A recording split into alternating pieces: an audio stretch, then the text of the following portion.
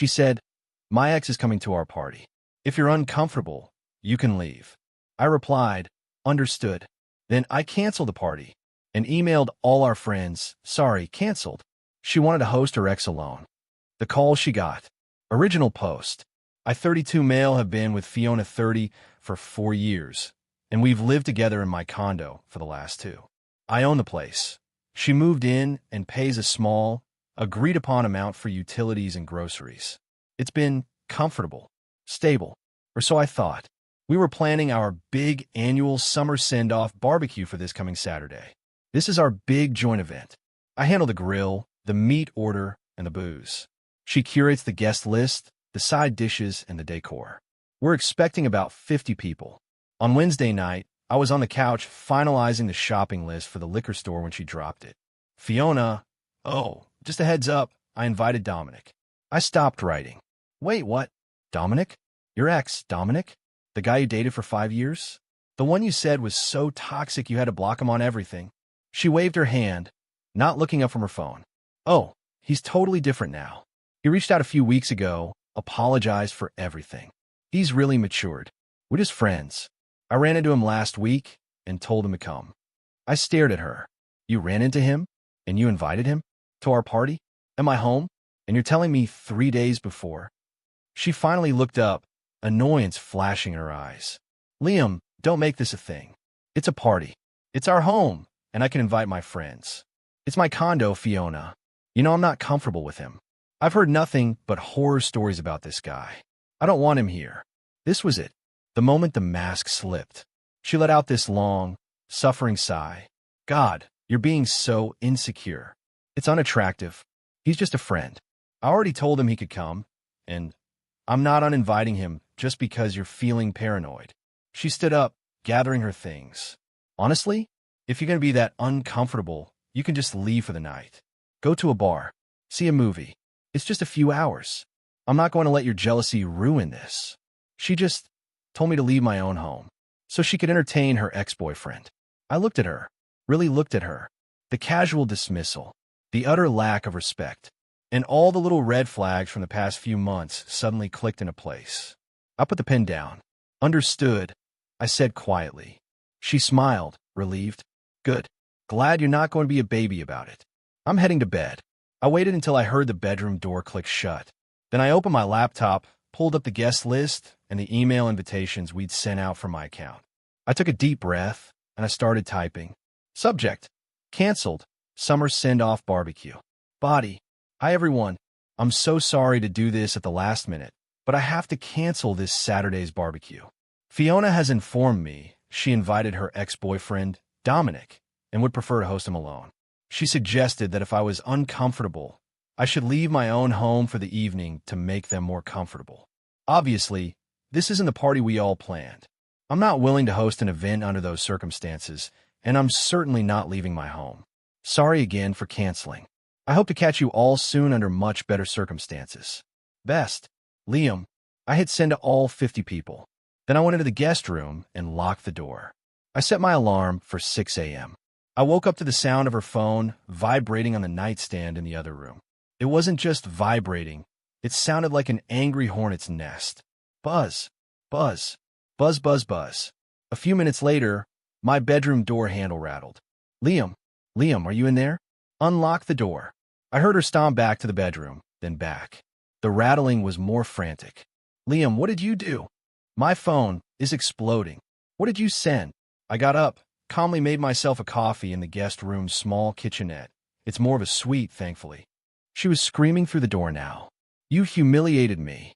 You psycho. You're going to regret this. Open the door." The call she got? Oh, they were beautiful. I could hear her muffled voice. "No, that's not what happened. He's twisting my words.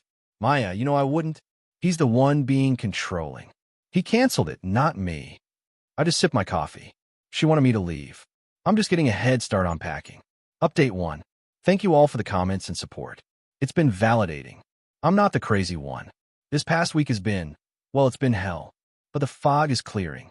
So, after about an hour of her screaming and her phone blowing up, I finally opened the guest room door. She was standing there, hair a mess, face red and puffy from crying. phone clutched in her hand.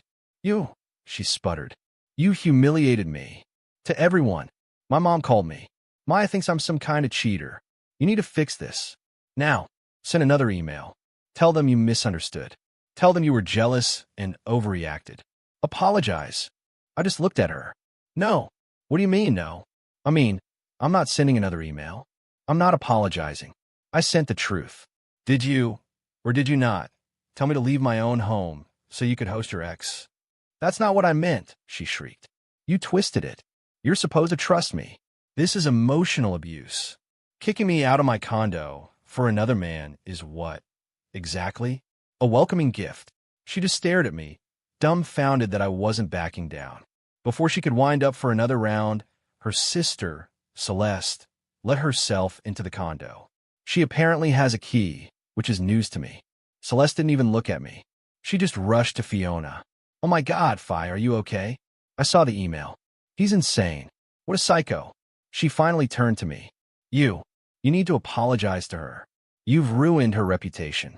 You know how sensitive she is. This is a complete overreaction. You're a controlling monster. I'm controlling? For not wanting to be kicked out of my own house. She was just flustered. Celeste shot back. She didn't mean it. You're supposed to love her. You're just trying to punish her. You're probably going to kick her out, aren't you? Well, you can't. She has rights. This is her home, too. Fiona, seeing her sister backing her up, found her strength. She's right. This is my home. You can't just kick me out. And after you just did this to me, I'm not going anywhere. Then came the first real dirty trick. In fact, Fiona said, crossing her arms, I don't think I should have to pay for utilities this month. Or groceries. Not after the emotional distress you've caused me. You can cover it. It's the least you can do after humiliating me. The entitlement was staggering. She wanted me to pay for her life while she figured out how to spin this. I just nodded. You're right. This has become a legal situation. You're right. This is your home. Legally, you're a tenant at will. So, we'll handle this legally. I went to my desk, opened my laptop, and found a standard, state-approved 30-day notice to vacate template. I filled it out, printed 2 copies, and walked back to the living room where she and Celeste were whispering. I handed 1 copy to Fiona. What's this? She sneered. That's your formal, legal 30-day notice to vacate. You have until the 20th of next month to be out with all your belongings. Our verbal tenancy agreement is terminated. Fiona and Celeste just stared at the paper. You're evicting me, Fiona whispered, the color draining from her face. I'm terminating your tenancy, as is my right as the homeowner. Over a party? She screamed. No, over you telling me to leave my home for another man. Over you inviting him behind my back. Over you proving, in no uncertain terms, that you have zero respect for me, this relationship, or my home. The party just exposed it all. Celeste started yelling. You'll be hearing from our lawyer. This is retaliation. This is illegal. I look forward to it, I said. Please have him contact me directly. Now, I'd like you to leave, Celeste. You're trespassing. Celeste looked like she was going to swing at me, but I just held my ground. She grabbed Fiona, and they stormed out, slamming the door. I immediately double-bolted it and put the chain on. Then my phone buzzed. An unknown number. Hey man, this is Dominic. Listen, I don't know what your problem is, but you need to back off. Fiona is really upset. You sent some crazy email, and now you're kicking her out? Seriously uncool, dude. You're overreacting. She just said we were all going to hang out. I typed back one response. She told me to leave my home so you two could be alone. Ask her about that.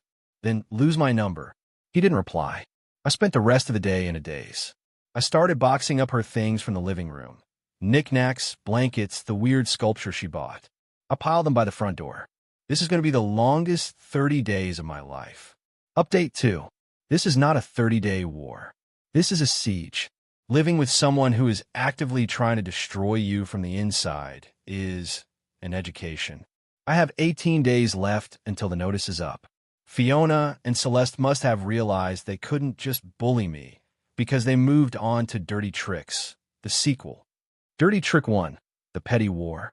Fiona is making my life a living hell. It's almost impressive in its childishness. She accidentally used all the hot water every morning before I had to get ready for work. She forgot to buy groceries and then ate the specific food she knows I meal prep for the week. She'll come home at 2 a.m. on a Tuesday, turn on the living room TV to full volume, and fall asleep on the couch. She's trying to make me leave. Dirty trick 2. The legal scare. I was served. Well, served. A guy in a messy suit handed me a letter from a law office I've only ever seen advertised on bus benches. It was a cease and desist, full of typos. It claimed I was engaging in a campaign of harassment by illegally evicting her and libeling her to our mutual friends. It said she was a common-law spouse, which isn't a thing in our state, and was demanding 50% of my condo's equity and $10,000 for emotional distress. It also demanded I immediately cease and desist packing her belongings, as I was tampering with her property. Dirty trick 3. The property grab. This was the boldest. I have a large framed art print in my office. It's a signed, limited edition piece by an artist I've followed for years. It's my favorite thing I own. I came home from work to find a bright pink sticky note on it. The note said, "Mine. Anniversary gift 2021. Do not pack. She is lying." I bought that print in 2017, a full year before I even met her. She's just claiming it. She's banking on the fact that I won't have the proof. I was shaking with anger. But I'm not playing her game. I'm playing mine. My response, the methodical takedown. First, I hire my own lawyer. A good one. A shark. The retainer fee hurt, but peace of mind is priceless. He laughed out loud at the common law letter. He said the libel claim is a joke because truth is an absolute defense, and her own text to me, which I saved, proves her intent. Second, per his advice, I bought 2 small, very visible security cameras and placed them in the living room and the kitchen. Fiona lost her mind. "You're spying on me. That's illegal. I'm calling the cops." "Go ahead," I said, plugging the last one in. "It's my home. I'm documenting my property and my own safety. Given your sister's unannounced entries and your lawyer's false claims, I'm protecting myself. If you don't like being on camera, you're welcome to leave 18 days early." The late-night TV concerts have stopped. Third, I dealt with the art print. I went into my attic, dug through my old file boxes, and found it. The original gallery receipt from 2017. Framed, dated, with my name and credit card info on it. I taped a copy of it to the wall right next to her sticky note. She hasn't said a word about it since. The investigation, the snap moment. Her lawyer's letter got me thinking. If she's this bold, she's hiding more. I didn't have to hack her phone. I didn't have to hire a PI. I just had to look at the bills. I manage our shared toll pass account. It's linked to my credit card. I was logging in to remove her transponder before the next billing cycle. I decided to check the history. For the last 8 months, every Tuesday and Thursday night, her car, same toll plaza, same exit, 9:15 p.m. Same plaza, same exit, in reverse, 1:30 a.m. Her late-night yoga class with Celeste. I Googled the exit.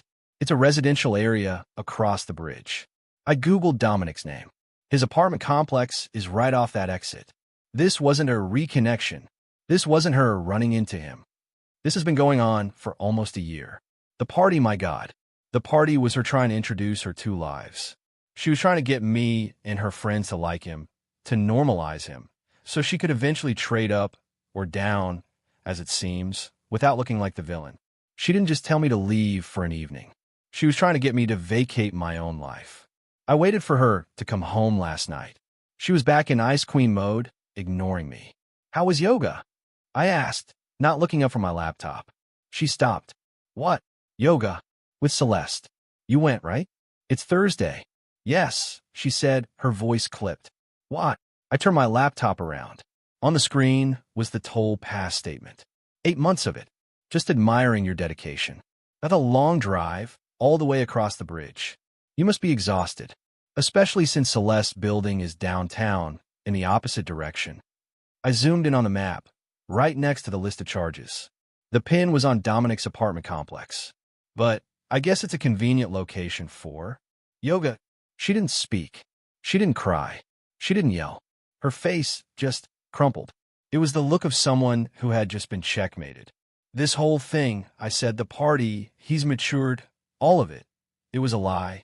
You're not just entitled, Fiona. You're a cheat. And a terrible one. I closed the laptop. 18 days, I said. Or you can leave now. She went into the bedroom and locked the door. My lawyer has already sent a response to hers, complete with the toll records and the 2017 art print receipt. Her lawyer's emotional distress claim seems to have evaporated. Now we wait for move-out day. Final update. It's over. She's gone. The 30-day notice expired yesterday at noon. I came home from work at 1 p.m., and she was still there, sitting on the couch, watching TV, surrounded by her boxes, as if it were just another Tuesday. Fiona, I said, it's 1 p.m. The notice is up. You need to leave. She looked at me, a smirk on her face. No, I don't think I will. My lawyer said this is all kinds of illegal. You're not getting rid of me that easy. We're going to court. You'll have to pay to evict me. She thought she had one last card to play, that I'd be scared of a long, drawn-out eviction process. Okay, I said. I pulled out my phone. I dialed the non-emergency police line. Hello, I'd like to request a civil standby to remove a trespasser. I have a former tenant at will who has failed to vacate after a legal 30-day notice has expired. Fiona's smirk vanished. You're calling the cops? You're trespassing, Fiona. 2 officers showed up about 20 minutes later, a man and a woman. And just as I predicted, the moment they knocked, Fiona burst into tears. Officers, thank God, she cried, rushing to the door. My fiancé is throwing me out. I have nowhere to go. He's been abusive. He's filming me. He's trying to steal my things. The female officer looked at me with pure disgust. Sir, what is going on here? You can't just throw her out on the street. This is the bias I was expecting. They see a crying woman and a calm man, and they assume he's the villain. But I was prepared. I wasn't a Samantha Downing narrator. I was just a guy who was tired of being played. I had a folder ready. Officers, I understand completely, I said calmly. She's not my fiancée. We're not married. She was a tenant at will, paying a small amount for utilities.